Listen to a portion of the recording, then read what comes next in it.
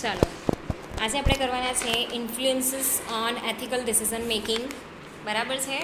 હવે જે પેલું તમને મોડલ શીખવાડેલું મેં કોલ્સબર્ગનું, બરાબર, 6 સ્ટેપવાળું, ઓકે, એના પછી આપણે એની લિમિટેશન્સ કરી અને એની અંદર આપણે અલગ અલગ 6 થિયરી પણ જોઈ. બરાબર છે.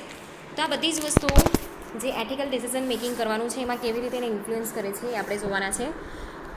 તો જે બિઝનેસ એથિક્સ છે, બરાબર,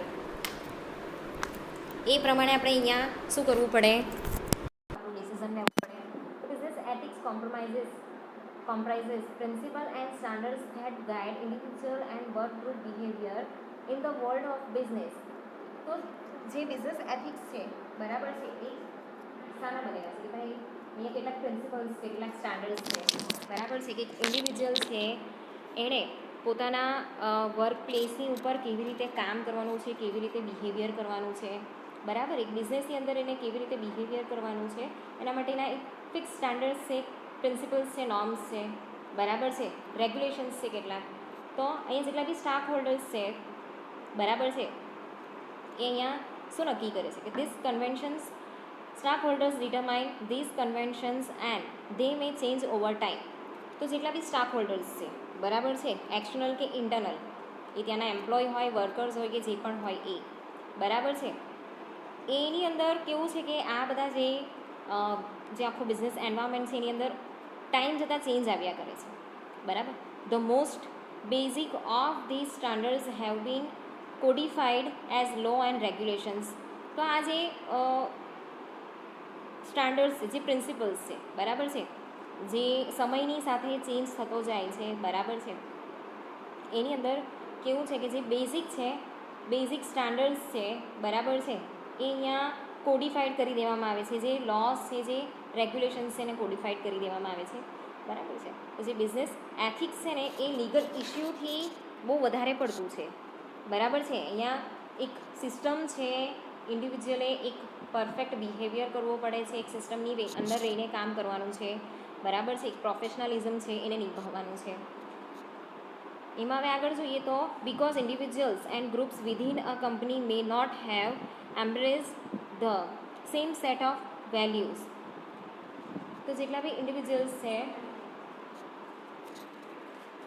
બરાબર છે, ગ્રુપ્સ છે, એ કંપનીની અંદર રહીને આ જે સેટ ઓફ વેલ્યુઝ છે, બરાબર છે, એને ફોલો કરવાના હોય છે. જે એથિકલ કોન્ફ્લિક્ટ છે, બરાબર છે, એ કદાચ ઊભા થઈ શકે છે. કેવું છે કે તમને કોઈ રૂલ્સ અને રેગ્યુલેશન્સ છે એમાં નહીં ફાવટ આવતી હોય, કે જે ચેન્જીસ છે એમાં નહીં ફાવટ આવતી હોય, તો ઓફકોર્સ અહીંયા એથિકલ કોન્ફ્લિક્ટ ઊભા થઈ શકે છે, બરાબર છે. તો questionable discussion and actions may result in disputes that must be resolve through some type of negotiation or even litigation, બરાબર. તો હવે અહીંયા જે કોન્ફ્લિક્ટ ઊભા થાય છે એને આપણે ડિસ્કસ કરીને ક્વેશ્ચનેબલ ડિસ્કશન અહીંયા આપણે કરવાનું છે, બરાબર, કે ખાલી ડિસ્કશન કરીએ તો બી ચાલે. તો ડિસ્કશન દ્વારા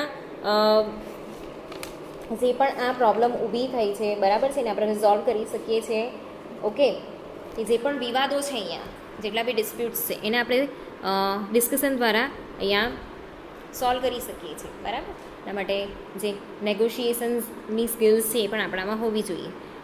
એના પછી છે codifying ethical standards into meaningful policies that spell out what is and it is not acceptable, gives business people an opportunity to reduce the possibility of behavior that could create legal problems, બરાબર છે. તો અહીંયા જે ethical standards છે, બરાબર છે, એને meaningful પોલિસીની અંદર આપણે કન્વર્ટ કરી દઈએ, બરાબર છે, કે અમારા ઓર્ગેનાઇઝેશનની આ પોલિસી છે, બરાબર છે, એના સેલરીના પોલિસી આ છે, અહીંયા કામ કરવાની પોલિસી આ છે, અહીંયા આ રીતે રૂલ્સ અને રેગ્યુલેશન્સ છે, ટાઈમિંગ આ છે, બરાબર, એ બધી પોલિસી કહેવાય. તો એ બધી પોલિસી આપણે જે છે એને આપણે બનાવી દઈએ, બરાબર છે. તો એનાથી શું થશે કે જે બિઝનેસ પર્સન છે ને, બરાબર છે, એને ધીમે ધીમે એક્સેપ્ટ કરવા માંડશે, બરાબર છે. તો અહીંયા શેની ઓપોર્ચ્યુનિટી આપણે રિડ્યુસ કરી શકીએ છીએ કે કોઈ પણ મિસબિહેવિયરની કે પછી લીગલ પ્રોબ્લેમની જે ઓપોર્ચ્યુનિટીઝ છે એ આપણે અહીંયા રિડ્યુસ કરી શકીએ છીએ.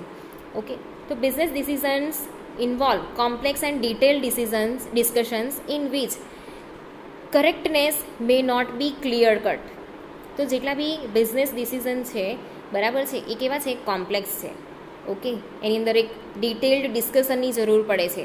પણ ઘણીવાર એવું થતું હોય કે અહીંયા એક કરેક્ટનેસ નહીં હોય, બરાબર છે, કે કોઈ વસ્તુ ક્લિયર કટ નહીં હોય, બરાબર છે, કોઈ વાર ગૂંચવાડું પણ ઊભું થઈ જાય. તો it is important that a shared vision of acceptable behaviour develop from an organisational perspective to create consistent and reliable relationship with all concern stock holders.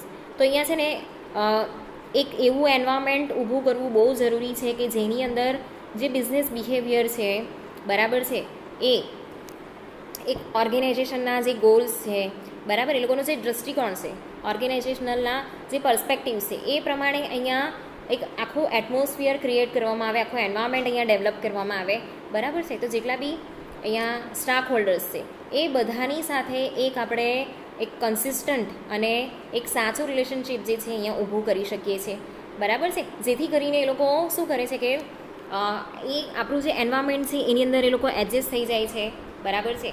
જેના લીધે શું થાય છે કે એ લોકો કોન્ફ્લિક્ટ ઓછો ઊભો કરે છે, બરાબર છે, કે એ લોકોને જે કમ્ફર્ટેબલ થઈ ગયું છે એમાં ઓફકોર્સ કોન્ફ્લિક્ટ ઊભો થવાનો નથી, બરાબર છે. ને જે એડજસ્ટ નથી થઈ શકતું એ લોકો ઓર્ગેનાઇઝેશન છોડી પણ શકે છે, બરાબર છે. તો understanding the ethical decision making process can help individuals and business design strategies to prevent મિસકન્ડક્ટ.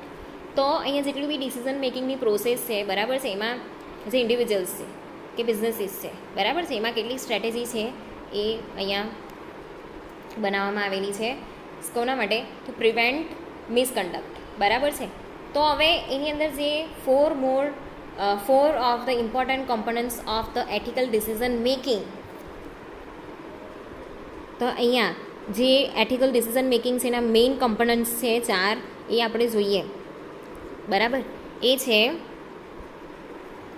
Individual factors, બરાબર છે. તો ઇન્ડિવિજ્યુઅલ ફેક્ટર્સની અંદર શું આવશે, તો કોઈ કંપની છે બરાબર છે, એમાં બહુ બધા એમ્પ્લોય કામ કરતા હોય, ગ્રુપની અંદર બધા કામ કરતા હોય, બરાબર, પોતાના ગ્રુપના ગોલ્સ હોય એ લોકોની પાસે, બરાબર છે. એના પછી સેકન્ડ છે કે ઓર્ગેનાઇઝેશનલ રિલેશનશિપ, ત્રીજું છે ઓપોર્ચ્યુનિટી અને ચોથું છે ઇશ્યુ ઇન્ટેન્સિટી. તો એમાં પહેલું આપણે જોઈશું ઇન્ડિવિજ્યુઅલ ફેક્ટર. તો માની લો કે કોઈ એક ગ્રુપ છે બરાબર છે, એ ગ્રુપની અંદર એક કોઈ સિગ્નિફિકન્ટ ઇન્ડિવિજ્યુઅલને આપણે અહીંયા કન્સિડર કરવાનું છે.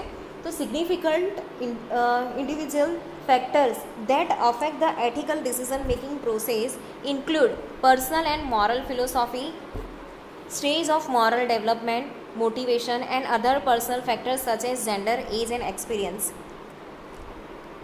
તો એક ઇન્ડિવિજ્યુઅલ ફેક્ટર્સની અંદર અહીંયા આપણે શું કન્સિડર કરવાનું છે કે ઇન્ડિવિજ્યુઅલ ફેક્ટર્સ કોને અફેક્ટ કરે છે, એથિકલ ડિસિઝન મેકિંગ જે પ્રોસેસ છે બરાબર છે એની અંદર એ અફેક્ટ કરે છે. કેવી રીતે, કેમ કે એક ઇન્ડિવિજ્યુઅલ હોય ને એની એક પર્સનલ મોરલ ફિલોસોફી હોય, બરાબર છે, એનું મોરલ ડેવલપમેન્ટ જે થયું છે એની અંદર બહુ બધા ફેક્ટર્સ જે છે એ અહીંયા કામ કરતા હોય, જે આપણે પહેલાં સ્ટેજની અંદર જોયા, બરાબર, 6 સ્ટેજની અંદર. તો એ મોરલ ડેવલપમેન્ટ કેવી રીતે થયું છે બરાબર છે એ અહીંયા ઇફેક્ટ કરે છે. મોટિવેશન અહીંયા ઇફેક્ટ કરે છે, બરાબર. બધાનો જે સ્વભાવ છે એ સરખો નથી હોતો, જે એટમોસ્ફિયરમાં એ લોકો રહીને આવેલા છે એ બધા સરખા નથી હોતા. અહીંયા બીજી વસ્તુ છે કે પર્સનલ ફેક્ટર્સની અંદર જે એ લોકોનું જેન્ડર છે બરાબર છે, એ જેન્ડર પણ અહીંયા ઇફેક્ટ કરતું હોય છે, એજ અને એક્સપિરિયન્સ પણ અહીંયા ઇફેક્ટ કરતી હોય છે, બરાબર.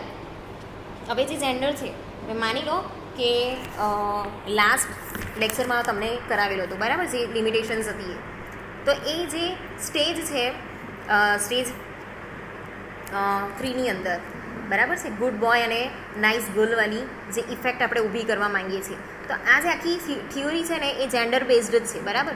એમાં કેવું છે કે જે મેન છે ને એની મોરાલિટી આના પર બેઝ કરતી હોય, તો લો અને જસ્ટિસ પર, જ્યારે જે વિમન છે બરાબર એ કમ્પેશન અને કેર એના પર વધારે ભાર આપતી હોય છે, બરાબર.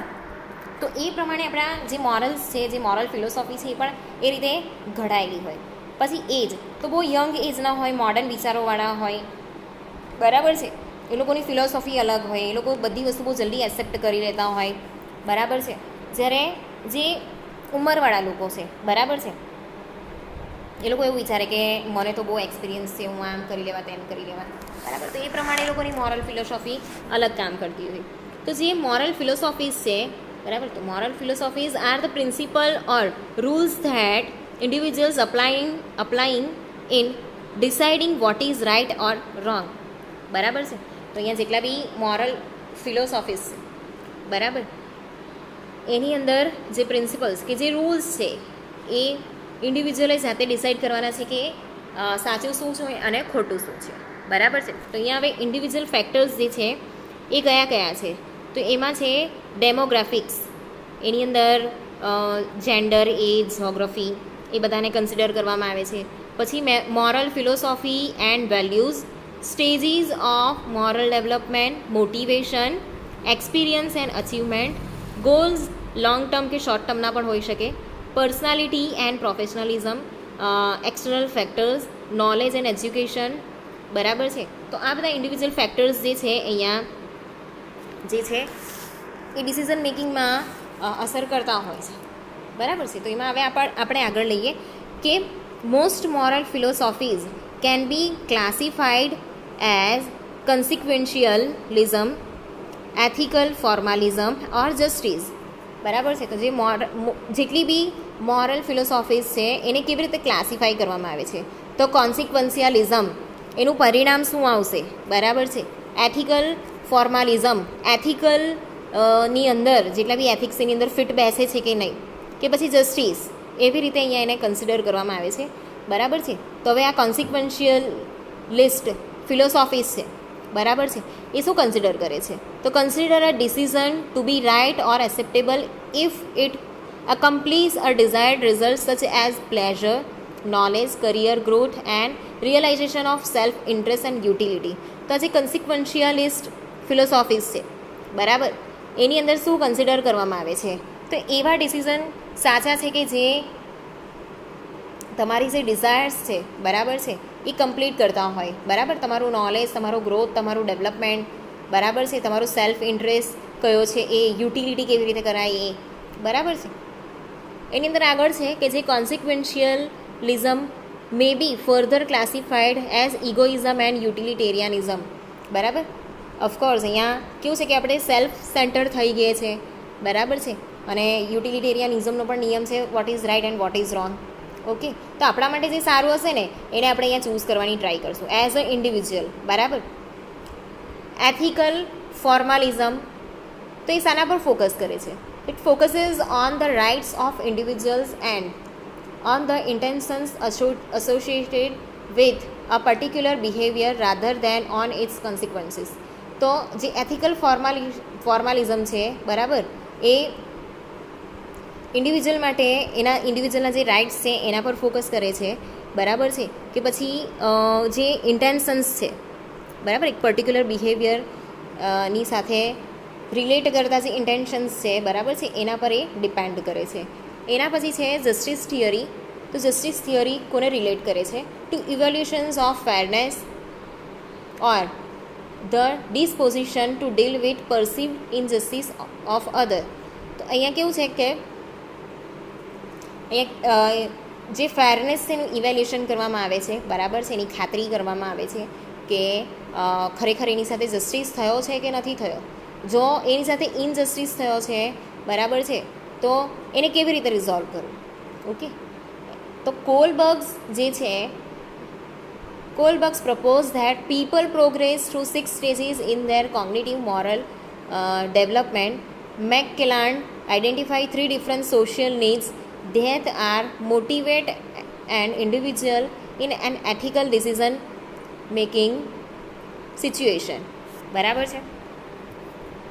તો હવે કોલબર્ગ્સનું તો આપણે જોઈ લીધું, બરાબર છે. હવે આ જે છે મેકક્લેલેન્ડ ની જે થિયોરી છે એ પ્રમાણે, તો need for power, need for affiliation અને નીડ ફોર અચીવમેન્ટ, બરાબર છે. તો એમાં શું છે, in addition two above factor unique characters of the individual making the decision. તો અહીંયા કઈ વસ્તુ એક ઇન્ડિવિજ્યુઅલની કઈ વસ્તુ અહીંયા જે છે એ અસર કરે છે. તો in addition to above factors, જે ઉપરના 3 ફેક્ટર છે, need of power, need of affiliation અને નીડ ઓફ અચીવમેન્ટ, બરાબર છે, એમાં જે ઇન્ડિવિજ્યુઅલ કેવી રીતે ડિસિઝન મેકિંગ કરશે, તો એ પોતાના એજ વાઇઝ, પોતાના એક્સપિરિયન્સ વાઇઝ, એ કેવા સોશિયલાઇઝ એન્વાયરમેન્ટમાંથી આવ્યો છે એ પ્રમાણે અહીંયા ડિસિઝન એ લેશે, બરાબર, કેમ કે એના વિચારો જ પહેલેથી એ છે. Also has influence on ethical decision making. Person with good amount of experience usually does not involve into unethical decision, whereas it is very common that young and fresh graduate due to lack of experience and age factor involve into unethical decision. તો અહીંયા કેવું કરવામાં આવ્યું છે કે જે need of power છે, બરાબર, માં કેવું છે કે great concern to exercise influence and control, forceful, outspoken, hard headed and demanding, બરાબર છે. પછી નીડ ઓફ અફિલિએશનમાં શું છે, derive pleasure from being loved and avoid the pain of rejection, enjoy sense of intimacy and understanding. અને અચીવમેન્ટમાં intense desire for success and fear of failure, take difficult goals and take a realistic approach to risk. એને 3 ભાગમાં આ રીતે વેચ્યા છે. એ પ્રમાણે અહીંયા જે વ્યક્તિ વધારે એક્સપિરિયન્સવાળી હશે, ઉંમરવાળી હશે, બરાબર છે, તો એ છે ને કેવું છે કે જે એથિકલ ડિસિઝન છે એની અંદર વધારે ઇન્વોલ્વ થશે. પણ જે યંગ અને ફ્રેશ હશે, બરાબર છે, તો જે ફ્રેશર્સ છે એ લોકોમાં લેક ઓફ એક્સપિરિયન્સના લીધે એ લોકો વિચાર નથી કરી શકતા કે કયા ફેક્ટર્સ અહીંયા વધારે ઇન્વોલ્વ થાય છે, બરાબર છે, એટલે એ લોકો શું કરશે કે અનએથિકલ ડિસિઝન લઈ લેશે, બરાબર છે, એ લોકોને ખબર નથી પડતી. એના પછી છે to the certain extent gender also play role in decision making. તો જે જેન્ડર છે એ પણ અહીંયા મેટર કરે છે, બરાબર છે. તો જે ફિમેલ છે કે વુમન મેનેજર છે, બરાબર છે, are more ethical than male managers. એ લોકો એથિક્સને ફોલો કરવામાં વધારે માને છે મેલ મેનેજર્સ કરતાં. એના પછી આગળ છે કે persons long term or short term vision and attitude to other values and abiding by law also influence ethical decision making. Generally person having short term vision with greedy nature do not hesitate to involve into wrong and ethical behavior. અહીંયા આપણો જે long term અને short ટર્મના જે vision અને attitude છે, બરાબર, જે goals છે એની પણ અહીંયા કન્સિડર વધારે કરવામાં આવે છે, બરાબર છે. તો જે વેલ્યુઝ છે એને ફોલો કરતા હોય, જે લો છે એને ફોલો કરતા હોય, બરાબર છે, એ લોકો એથિકલ ડિસિઝન મેકિંગ છે એ સારી રીતે કરી શકે છે. હવે અહીંયા એક એક્ઝામ્પલ આપ્યું છે કે જે લોકોના શોર્ટ ટર્મ વિઝન્સ હોય છે, કે જે લોકો બહુ લાલચી હોય છે, ગ્રીડી એટલે લાલચી, બરાબર છે, એ લોકો છે ને અહીંયા જરા પણ પેલું હેઝિટેટ ફીલ નહીં કરશે કે કોઈ રોંગ કે અનએથિકલ બિહેવિયર અહીંયા કરે, બરાબર છે. એના પછી છે level of education and professionalism. તો આ બે એક ઇન્ડિવિજ્યુઅલ એલિમેન્ટ્સ એવા છે કે જે એથિકલ ડિસિઝન મેકિંગ પર બહુ અસર કરતા હોય છે, બરાબર છે. Person who is professional is required to follow and comply in profession's code of conduct, બરાબર છે. જે લોકો પ્રોફેશનલિઝમ ભણેલા ગણેલા હોય એટલે પ્રોફેશનલિઝમ તો હોય, બરાબર છે, તો એ લોકો પ્રોફેશનલ કોડ્સ છે, બરાબર છે, એને અહીંયા ફોલો કરશે. Therefore he will be extra cautious and avoid unethical decision making. હા, તો અહીંયા કેવું છે કે એના લીધે એને એજ્યુકેશન છે, એની પ્રોફેશનલિઝમને ફોલો કરે છે, તો એટલા માટે એ શું કરશે કે અહીંયા વધારે સાવચેતી રાખશે, બરાબર છે, અને અનએથિકલ ડિસિઝન મેકિંગને અવોઇડ કરશે. તો the decision making skill will be different based on person's education level and whether he is educated or illiterate. તો જે એજ્યુકેટેડ છે, પ્રોફેશનલિઝમને ફોલો કરતા હોય છે, એ લોકો અહીંયા અનએથિકલ ડિસિઝન મેકિંગ કરતા નથી, બરાબર છે. જ્યારે ઇલિટરેટ હોય તો એને બહુ ખબર નહીં પડતી હોય તો એ કદાચ અનએથિકલ ડિસિઝન લઈ લે છે. તો આગળનું આપણે જે ફેક્ટર છે ઓર્ગેનાઇઝેશનલ ફેક્ટર્સ એ આપણે કાલે જોઈશું.